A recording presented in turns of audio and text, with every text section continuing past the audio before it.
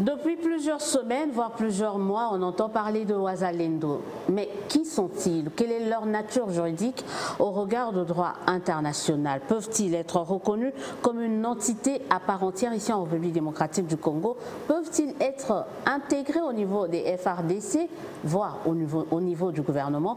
Madame, Messieurs, très heureuse de nous rejoindre dans le cadre de votre émission Dites-nous la vérité, qui parlera également de la politique étrangère de la République démocratique du Congo, le rôle de notre pays au sein des structures régionales, mais également sous-régionales. Pour parler de tous ces sujets, nous avons de ces deux thématiques, nous avons le plaisir de recevoir M. Éric Bilalé. Bonjour et bienvenue. Bonjour madame. Alors vous êtes avocat, chercheur au Centre de droit international de Belcampus. Oui madame. On commence par le premier sujet, il s'agit des Wazalendo. Moi, j'avoue que c'est la première fois que j'aborde cette thématique parce que je voulais le faire différemment. Et ça tombe bien, nous vous avons vous. Parlez-nous un peu de Wazalendo. Qui sont-ils? Oui, les Wazalendo constituent, du point de vue de la réalité de terrain et des théâtres, des différents théâtres d'opération, un groupe armé à part entière, du point de vue du droit international. Du moins parce que c'est vrai que du point de vue organisationnel, les degrés minimums d'organisation tels que requis par le droit international, spécialement le droit international humanitaire, peut être discutable parce qu'on tiendrait compte de certains facteurs, certains indicateurs, notamment la prise des décisions, la capacité de les faire exécuter, les niveaux de recrutement de nouveaux membres de ces groupes armés, la manière dont ces mouvements, ces groupes armés les équipent pour parler de son organisation. Mais au-delà de tous ces facteurs, du point de vue du droit international, d'autant plus que nous sommes en présence d'un conflit armé international, parce que d'une part, il y a une puissance étrangère occupante qui est le Rwanda, parce que ça n'est pas nouveau, hein. Vous allez vous rappeler que dans l'affaire des activités armées sur les territoires du Congo, RDC Rwanda et RDC Ouganda, par devant la Cour internationale de justice, la haute cour a rappelé que le Rwanda était une puissance occupante, au même titre que l'Ouganda. Mais est-ce que c'est le cas maintenant dans ce qui se passe dans la partie est du pays? Est-ce qu'on est dans le même contexte? Il y a en fait une agression qui est récurrente. Dernièrement, vous avez vu comment le gouvernement de la République démocratique du Congo, les chefs de la diplomatie, les ministres des Affaires étrangères et les ministres de la Défense ont présenté auprès des partenaires internationaux de la RDC les preuves en fait, des images crédibles, vérifiables et vérifiées venant de la MONUSCO, prouvant la présence de troupes rwandaises en République démocratique du Congo, comment ils sont venus avec du matériel militaire lourd pour renforcer les M23. Ce qui fait que le Rwanda, de ce point de vue qui renforce les M23, en fait les M23 qui est rwandais constituent cette puissance occupante. Et les Wazalendo est un groupe armé national qui défend les intérêts de peuples autochtones, des terres communautaires. Et du point de vue du droit international, c'est un groupe armé. Quelles que soient des qualifications que certains ennemis de la République démocratique du Congo pourraient attribuer à ces groupes patriotiques, il reste reconnu comme un groupe armé. C'est pas non plus être un groupe armé n'a rien de logieux, hein. Les Wazalendo, être un groupe armé, même reconnu en tant que tel au niveau du droit international, ça n'a rien d'élogieux. En fait, il y a un aborisme qui dit dulce et decorum pro patria mori. C'est vrai que moi je suis de l'école de la doctrine de la guerre juste, c'est-à-dire qu'il faut faire la guerre lorsque c'est pour défendre des causes justes. Et le fait que le Wazalendo soit un groupe armé qui, fatigué des agressions, fatigué de la désolation, des razzias de l'ennemi, de l'occupation récurrente de nos terres, prend les armes en l'absence de FARDC pour défendre nos terres, c'est un fait élogieux. Ça fragilise les FARDC quand même aussi. Est-ce que vous n'avez pas cette impression? Oui, cet aspect des choses.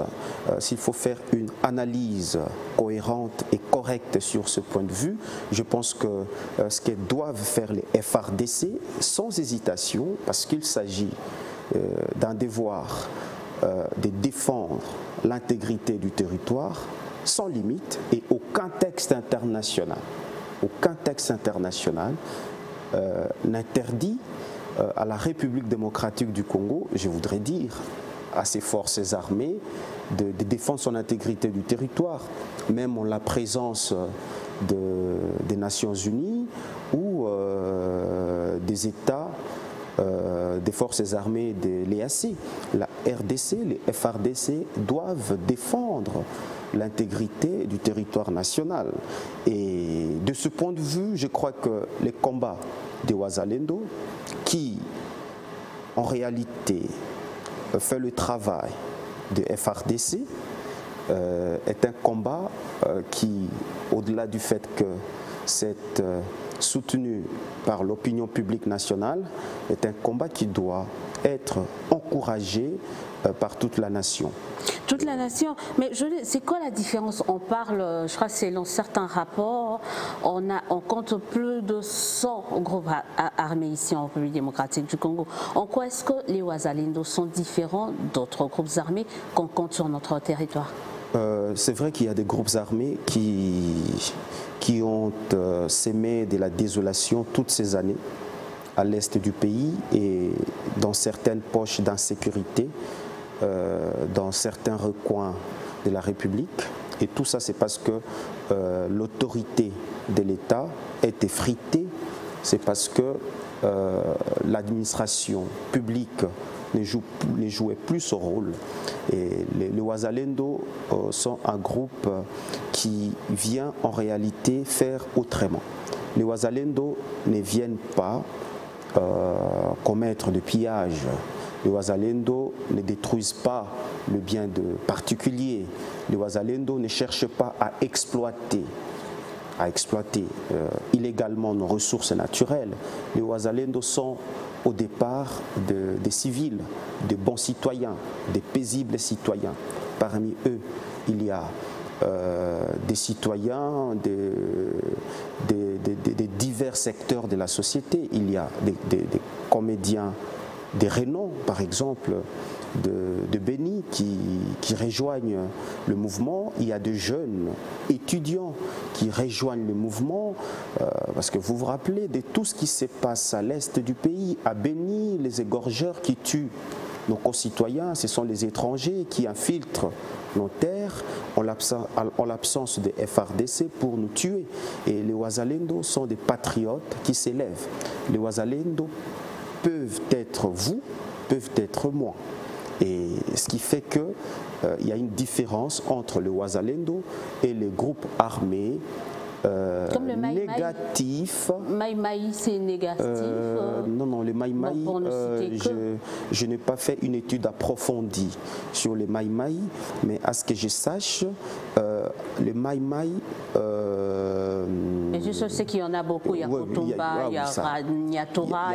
Il y a une confusion là-dedans et il faut toujours éviter je ne le dis pas par narcissisme, il faut toujours éviter de tomber dans le piège de l'ennemi, dans certains arguments prêts à penser, érigés en termes de loi par certains groupes de pression internationaux qui financent le pillage de nos ressources naturelles.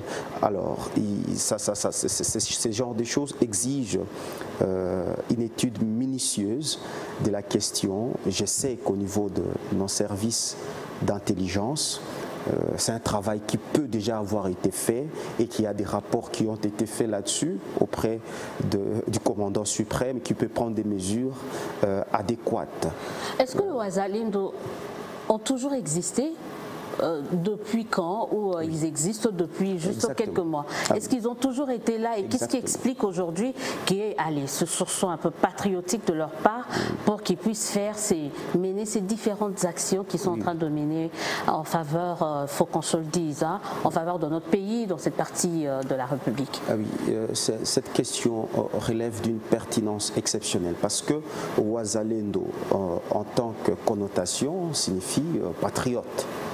De ce point de vue, les patriotes ont toujours existé et nous sommes là avec vous en train de souffrir de tout ce qui se passe à l'Est par patriotisme. On a toujours existé, les patriotes, mais comme organisation, un groupe armé organisé et peut-être aussi hiérarchisé. Où il y a des ordres, il y a l'autorité, il y a les exécutants. C'est vraiment actuel. C'est vraiment actuel. Donc c'est vraiment récent, ça date de quelques mois. Avec ces concepts d'organisation pour combattre l'ennemi. Parce qu'il y a une sorte de prise de conscience nationale. Et moi, de toute façon, moi, je ne soutiens pas que la sous-région des Grands Lacs soit en ébullition. Moi, je suis un pacifiste. C'est vrai que du point de vue de la normalité des choses, tout citoyen ressortissant d'un État doit défendre l'intégrité territoriale de son État, mais les Ouazalendo font un travail, je crois, de bonne foi, parce que parmi eux, il y a des victimes. Hein. Il y a des victimes des atrocités les plus noires de l'humanité. C'est pas avec un esprit revanchard qui sont... Un esprit, je ne parlerai pas de l'esprit revanchard, encore moins des attitudes porteuses de glaives vengeurs de Ouazalendo. Je vois en leur action laudative, je vois la désolation, je vois la détermination de sauver ce que nous avons en commun, notre territoire. Parce que vous savez, sur ces terres-là, il y a eu des massacres de toutes sortes, il y a eu des crimes les plus graves de l'humanité. Et il y a même les autochtones qui ont été chassés de leurs terres, des chefs coutumiers égorgés. Et c'est de la désolation la plus totale. Et nous sommes au-delà de l'acceptable en ce qui concerne l'humanité. En fait, c'est innommé ce qui se passe à l'est du pays. Ouais. Et les Ouazalendo, constatant cela, comme nous le constatons tous, prennent les armes pour sauver nos terres. Moi, en tant que citoyen, je ne peux que les soutenir. Mais moi, je risque de revenir sur une question que j'ai déjà posée. Est-ce que les Ouazalendo ne sont-ils pas en train de prendre la place des FARDC ? Ils sont pas, ça c'est de 1, de 2, est-ce qu'ils ne sont pas en train de montrer à la face du monde que, écoutez, il y a une sorte de laxisme ou de sorte de fébrilité au niveau des FARDC? C'est aussi ça, c'est un peu paradoxal, mais c'est la pression que ça risque de renvoyer aussi.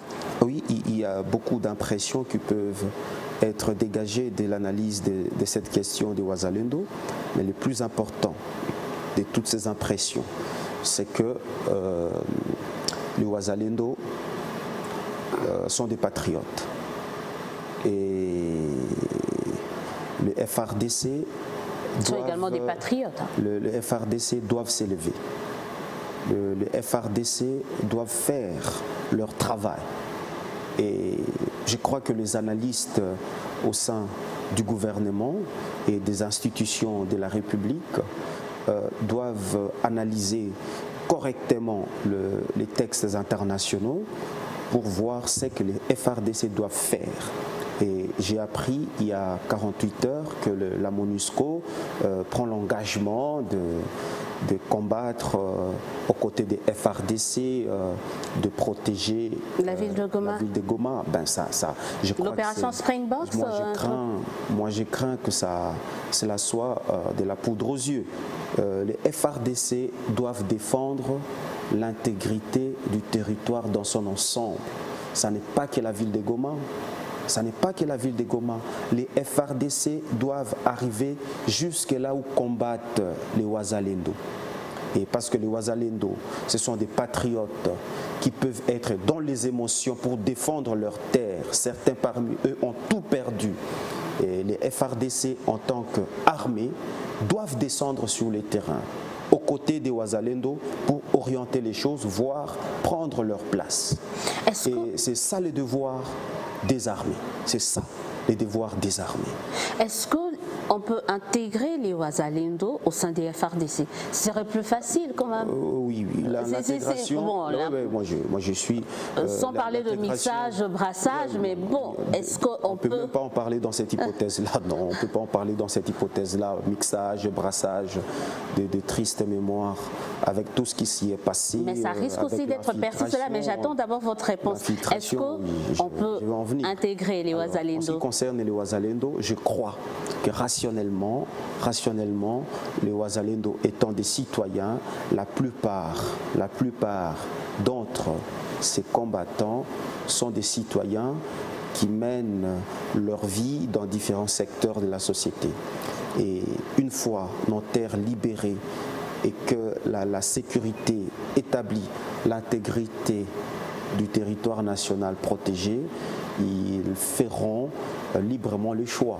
S'il faut intégrer les armées, je crois qu'on trouvera au sein des FARDC et voir peut-être les aménagements avec la loi organique portant organisation et fonctionnement des forces armées. Je suis en train d'explorer, voir comment les intégrer et conformément à la procédure. Ils peuvent devenir des réservistes.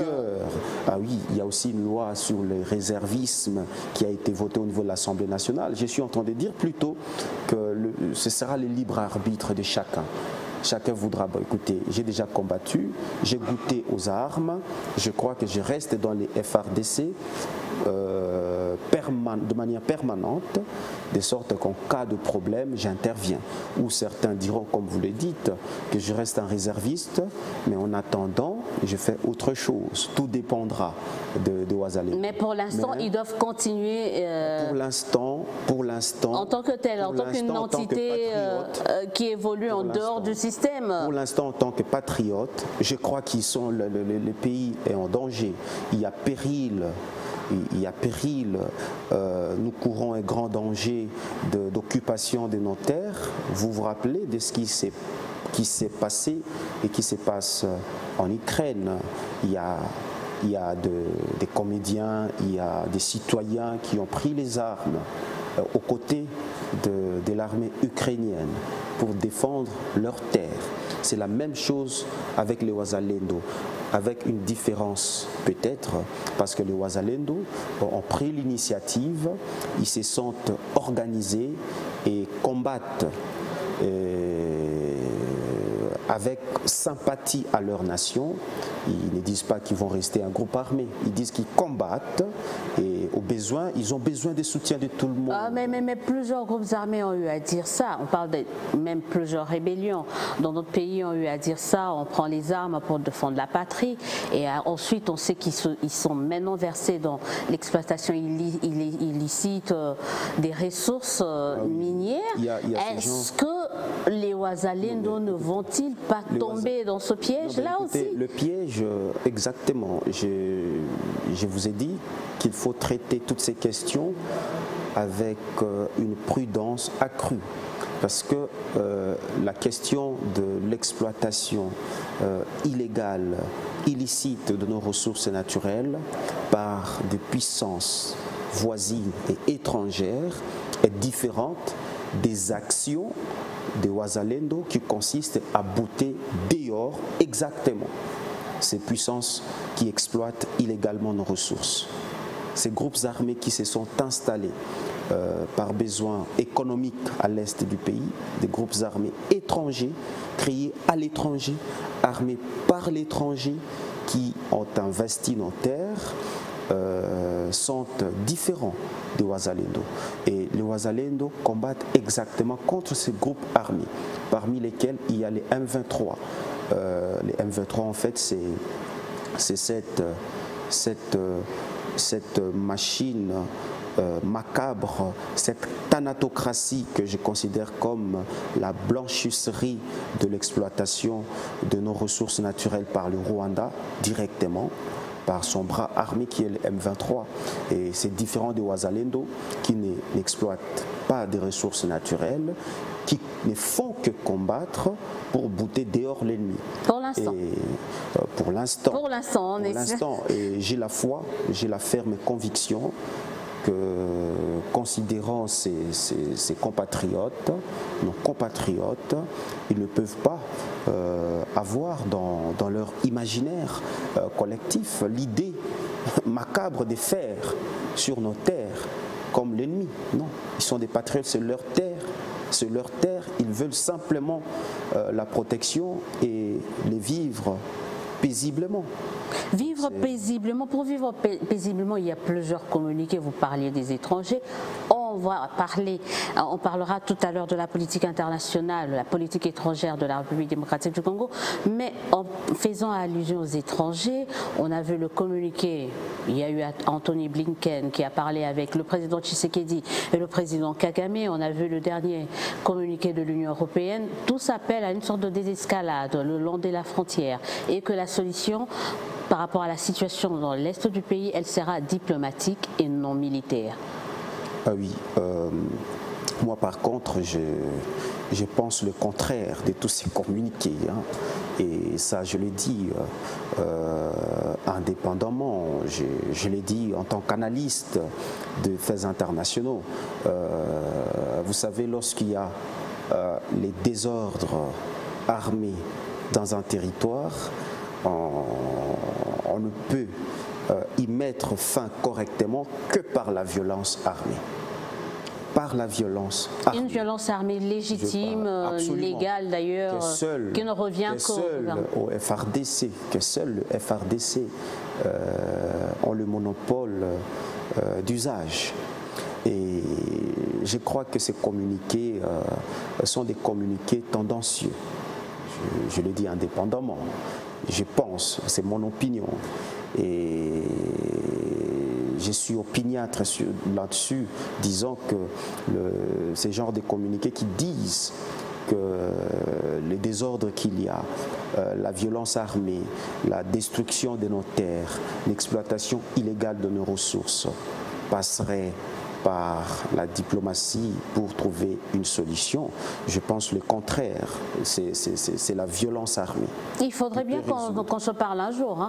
Soit non, la RDC et le Rwanda, on doit finir par trouver une solution, non pas se parler. Nous devons parler parce que la diplomatie est consubstantielle aux relations internationales.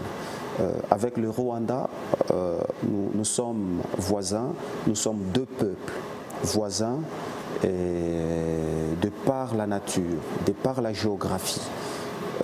On ne va pas déplacer le Rwanda de l'Est de la République démocratique du Congo. Ça, c'est un fait réel. Et de l'autre côté, il y a les éléments essentiels, les éléments essentiels de la normalité d'un État, dans son fonctionnement, dans la protection de son élément matériel, qui est le territoire.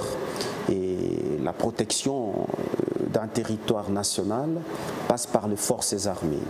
Et c'est par les forces armées qu'un État s'impose dans les cénacles internationaux et diplomatiquement, en passant par les forces armées.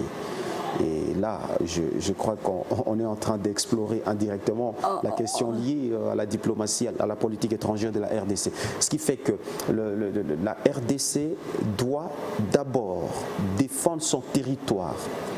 Aucun communiqué, j'ai dit aucun communiqué, ne peut dire à la RDC ce qu'il doit faire en ce qui concerne la protection de son territoire. Parce que ces devoirs, même du point de vue du droit international, relèvent exclusivement de l'État souverain. Et la souveraineté passe par les forces armées. Aucune puissance du monde qui s'est imposée diplomatiquement ne l'a fait sans passer par la violence armée. Donc, le FARDC doivent agir, la RDC doit agir militairement pour protéger son territoire. Étant un grand pays, la RDC ne peut pas être un État agresseur, mais elle peut parce que ça sera une réaction. Ça ne sera pas une action. Vous n'êtes pas non plus un va-t-en-guerre, hein, quelqu'un qui veut une guerre à tout prix avec nos voisins. Non, non, je suis un partisan de la petite désouverainisation des États parce que je suis un libre-échangiste. Du point de vue vision, je suis un libre-échangiste. Je ne suis pas un protectionniste. C'est-à-dire que je ne suis pas partisan de frontières, de barrières entre les États. On parlera d'ailleurs de la zone de libre-échange en abordant... Je suis un libre-échangiste. En abordant tout de suite d'ailleurs la deuxième thématique de cette émission, la politique étrangère de la RDC. Déjà, je voulais savoir, et ça c'est une question que je vais commencer par exemple à poser à tout le monde, est-ce que étranger renvoie à étrange? Non, pas du tout. Tout ce qui est étranger est étrange. Oui, on peut le dire. C'est vraiment ça? Oui, on peut le dire. Tout ce qui est étranger est étrange. On peut le dire d'une certaine manière, mais dans la conception, je vais dire, libre-échangiste des choses, l'étranger est un partenaire. Parce que le libre-échangisme, c'est une logique d'open society, c'est-à-dire d'une société ouverte, d'une société de coopération. Je suis partisan de la coopération internationale jusqu'au niveau économique. Je suis partisan de l'intégration régionale. C'est-à-dire que, étant libre-échangiste, intégrationniste en termes d'approche, la présence de la République démocratique du Congo dans de nombreuses organisations internationales, continentales, régionales, sous-régionales, je voudrais dire, est une bonne chose. On va en parler, mais je parlais d'abord, ma question c'est est-ce que l'étranger, ça renvoie à tout ce qui est étrange? L'étranger ne peut pas renvoyer à tout ce qui est étrange dans la mesure où il arrive que l'étranger soit vraiment les connu. C'est-à-dire? Ça arrive que l'étranger est connu. Comme par exemple, aujourd'hui, je parle de certaines relations amicales les plus approximatives de notre société sous-régionale. Aujourd'hui, quand vous parlez d'un Congolais d'en face comme étranger, il n'est pas étrange. Un Angolais n'est pas étrange. Mais quand on parle d'un Rwandais, d'un Rwandais, il devient étrange. Non, par le fait qu'il est réellement étrange, c'est par le fait de la politique de ses gouvernants qui n'est pas une politique étrangère, mais une politique étrange. De bon voisinage. Donc du coup, ils ne font pas une politique étrangère qui allez, on va le dire, axée sur des relations justement de bon voisinage, entente au niveau de la sous-région et trucs. Et du coup, vous avez l'impression comme si le Rwanda faisait non seulement une politique, pas une politique étrangère, mais une politique étrange. Ah oui, parce que vous avez suivi, on va peut-être en parler, les chefs de l'État parlaient de poignards par les dos. On ne peut pas dire de frères, des amis, lorsqu'on se poignarde, excusez-moi, par le dos. C'est vrai que dans les relations internationales, il n'y a pas de passion, il n'y a pas d'amitié réelle, il n'y a que des intérêts. Mais lorsqu'on parle des amitiés panafricaines, panafricanistes, lorsqu'on parle de l'Union africaine, on parle de la communauté. Parce que là aussi, toutes ces choses nous amènent à réfléchir sur la communauté, la notion de la communauté. Quand on parle de la communauté internationale, est-ce qu'il existe une communauté internationale? C'est une nébuleuse. Hein. Voilà. Selon certains. Moi, je suis de l'école qui pense qu'il n'existe pas de communauté internationale, il existe plutôt des sociétés internationales. En tout cas, quand on parle des communautés, d'une communauté internationale, on sait à quel pays on renvoie. Oui, un moment, l'Union européenne était devenue une communauté internationale. Parce que dans une communauté internationale, selon même la notion, comme la notion l'indique, il y a la juxtaposition des intérêts. C'est-à-dire que tout le monde défend les intérêts de tout le monde. Vous voyez, au niveau de l'Union européenne, il y a une seule coopération internationale de l'Union européenne, il y a un seul ministre des Affaires étrangères de l'Union européenne, il y a un seul président de l'Union européenne, il y a un ambassadeur de l'Union européenne qui représente tous les États de l'Union. C'est ça une communauté. C'est-à-dire que les intérêts de l'Union européenne sont les intérêts de la France, sont les intérêts de la Belgique, sont les intérêts de l'Allemagne, sont les intérêts de la Hongrie et consorts. Alors que dans une société internationale, il y a juxtaposition des intérêts. Il y a l'idée sous-jacente des intérêts individualistes des États. Et là, c'est là où on retrouve le concept de ne pas avoir des amis que des intérêts. Et je crois d'ailleurs c'est ce qui régente quand même les relations internationales. Au niveau africain, nous sommes dans une société continentale africaine. Nous n'avons pas encore atteint cette étape d'une communauté, d'une union africaine réelle comme le voulaient nos pères, nos pères panafricanistes. On espère que dans l'avenir, on pourra atteindre ces objectifs parce que moi j'ai une vision pour l'Afrique continentale, une vision d'Afrique des peuples réels qui aujourd'hui ne se limite qu'à certaines institutions de l'Union africaine, mais d'une manière aussi tiède. Il faut aller trop loin dans l'Afrique des peuples. Trop loin aller dans l'Afrique des peuples. On va parler un peu de la politique étrangère, internationale de notre pays. Comment la définiriez-vous, notre politique étrangère? Oui. Vous savez, madame, des grandes sociétés, comme on parle dans le langage de la charte de l'ONU, des nations civilisées, de la charte de l'ONU, ont des politiques étrangères constantes et stables. Et ils ont même des doctrines en matière des affaires étrangères.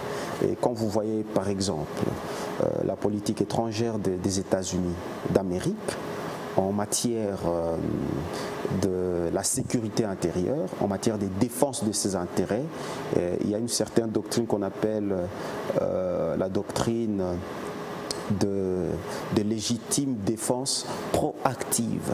C'est-à-dire que dans la pratique de la politique étrangère des États-Unis, avec les temps, les États-Unis ont appliqué cette politique. C'est-à-dire que c'est un État qui n'attend pas qu'on l'agresse pour réagir. C'est un État qui réagit à l'agression potentielle. Et là, qu'on soit démocrate ou républicain à la tête du pays. On est dans la même logique. Oui. C'est-à-dire qu'on peut frapper un ennemi avant qu'il n'agisse. C'est ça la proactivité.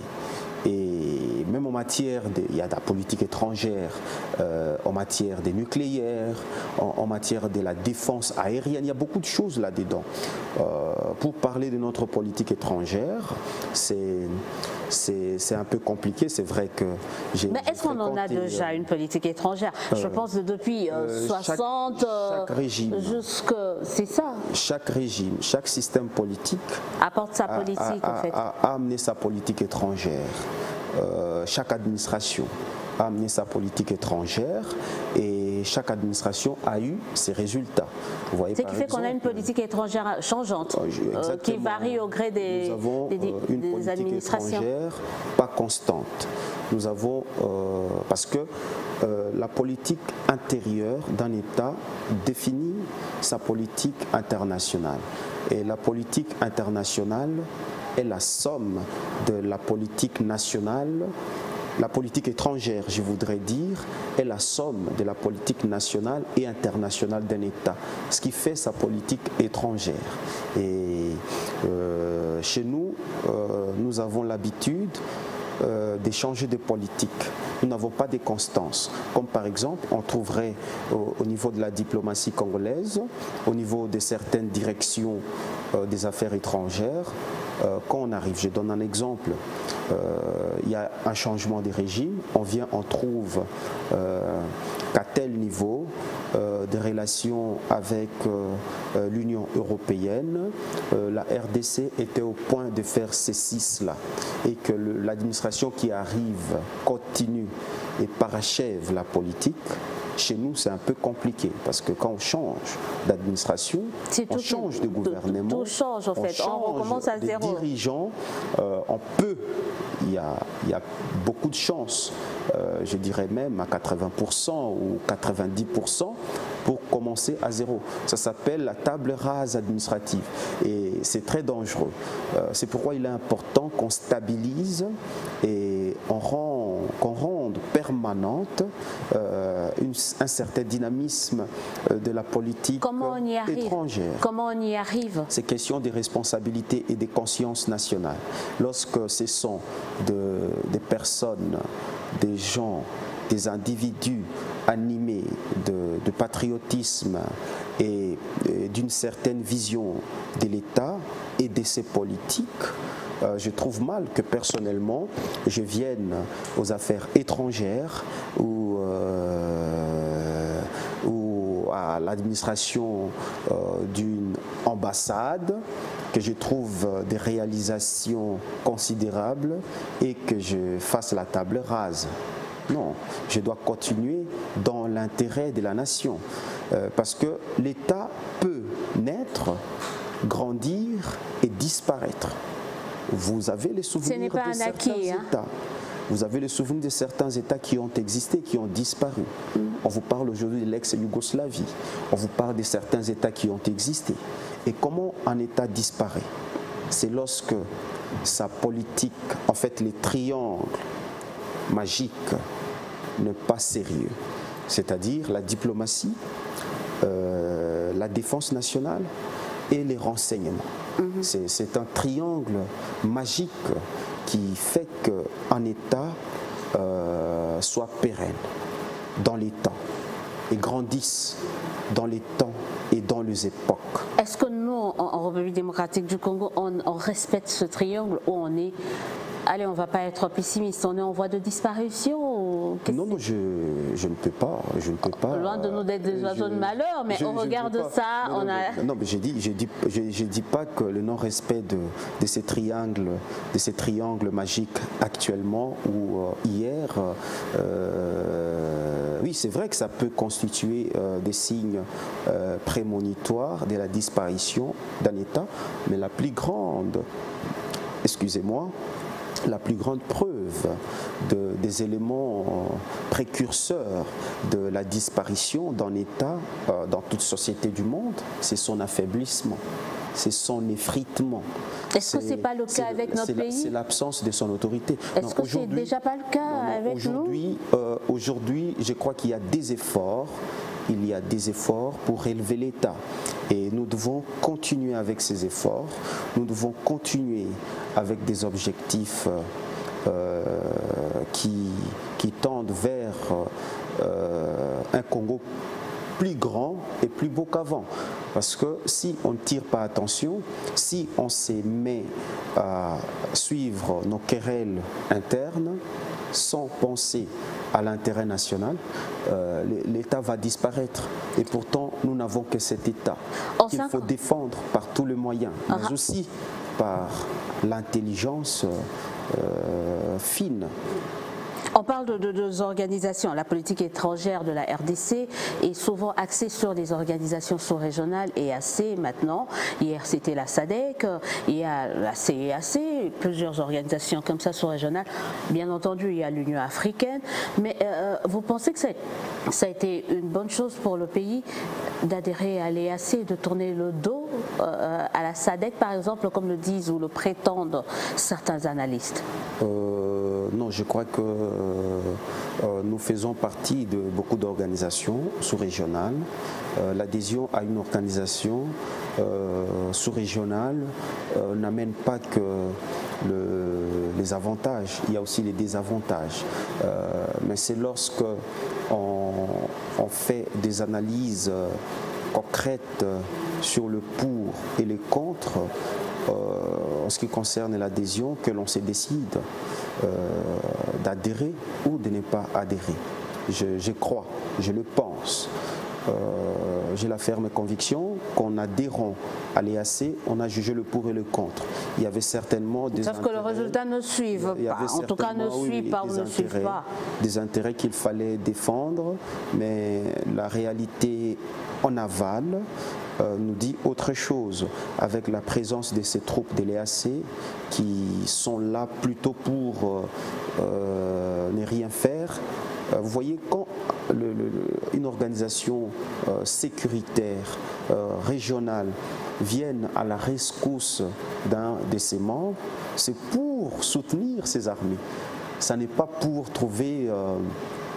faire un dialogue entre un agresseur et permettre à l'agresseur d'infiltrer l'autre. Non, on doit être aux côtés des FARDC. Donc l'EAC doit quitter le pays, le ça territoire. a été la position du gouvernement. Je crois que le gouvernement qui est responsable de cette politique étrangère, de l'adhésion à l'EAC, qui l'a fait venir, je parle des troupes de l'EAC, a fait des analyses approfondies avant de prendre cette décision, de demander à l'EAC de partir et de tenter de renégocier avec la SADC. Mais là encore, je pense que nos troupes doivent faire leur travail. Ouais. Et au-delà, je ne suis pas contre les accords que la SADC vienne.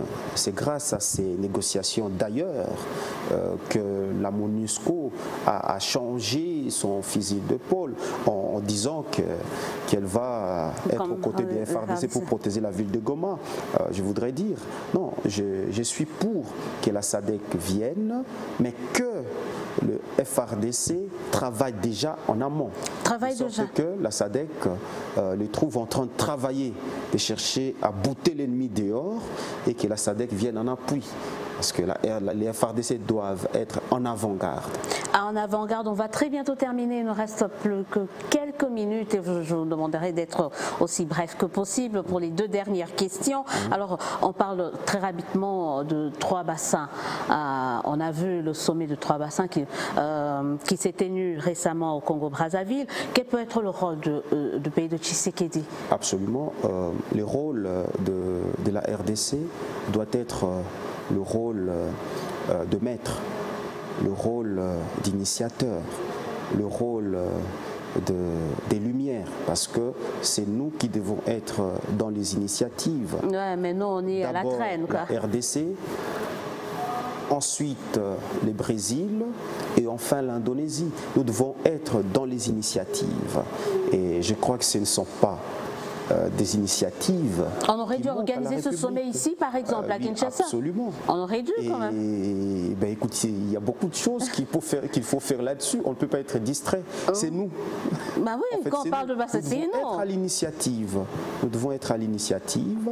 La RDC doit jouer son rôle pilote dans ces genres de choses, doit faire affirmer son leadership environnemental international et que le pays solution ne soit pas un slogan creux qui ne s'accompagne pas d'avec des développements, des raisonnements solides, des initiatives laudatives, salutaires pour la République. Voilà, on doit sentir quand même le leadership de la RDC en la matière parce Absolument. que le bassin du Congo, c'est nous, en fait. C'est nous. Les bassins du Congo, c'est nous. L'Amazonie, c'est le Brésil. En fait, les 3 bassins tropicaux, c'est la RDC, le Brésil et l'Indonésie. Nous devons prendre des initiatives. On aura le temps de parler de ça. Il y a des moyens pour ça. J'aurais bien voulu vous laisser citer ces différents moyens, mais on en parlera. J'espère qu'on aura le temps de parler, du temps vraiment pour parler de tout cela. On n'aura pas non plus le temps pour parler de la zone ZLECAf, la zone de libre-échange. On le fera prochainement, mais la dernière question, ce sera de vous poser, de vous demander à vous de nous donner une note, au président Tshisekedi s'agissant de sa politique étrangère. Vous le donneriez combien pendant ces 5 ans? Sur 10? Non, je n'ai pas d'éléments. Je n'ai pas d'éléments suffisants. Mais vous avez suivi de près quand même. Au regard de ce que vous avez vu, constaté. Je voudrais pas m'en excuser. Mais je voudrais simplement vous dire que je n'ai pas d'éléments suffisants qui me permettent de faire une analyse approfondie. Mais d'emblée,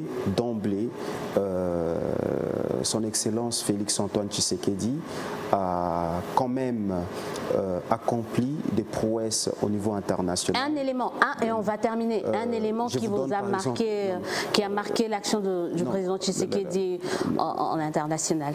La RDC est rentrée à la scène internationale, notamment, vous vous rappelez de l'embargo, de l'exigence des notifications en ce qui concerne l'achat des armements. C'est le chef de l'État, Félix-Antoine Tshisekedi, après plusieurs décennies, qui a libéré la RDC de cette situation. Je parle des faits des armes, par exemple. Et aujourd'hui, nous pouvons acheter les armes conformément au droit international et nous pouvons nous défendre. C'est grâce à ça, d'ailleurs, qu'on a parlé de la montée en puissance des FRDC. Et voilà. Donc c'est un point à mettre à l'actif du bilan. Un point parmi tant d'autres, bien sûr. Au niveau, ça, on le dit de manière ingénue. En tout cas, au niveau de la politique étrangère, on retiendra déjà ça qui est, selon notre invité de ce soir, Eric Bilalé, un point important à mettre, je le redis, à l'actif du bilan du président Tshisekedi. C'était un plaisir d'échanger avec vous sur ces questions liées à la politique étrangère et surtout à nos frères patriotes de Ouazalendo. C'est moi qui vous remercie. On remercie les téléspectateurs qui sont de plus en plus nombreux à nous suivre. On se dit au revoir à très très bientôt et je tiens à rappeler, à rendre hommage également à notre confrère encore et toujours détenu, Stani Boujakera. On est avec toi et on espère te revoir très très bientôt. On se dit au revoir et prenez soin de vous.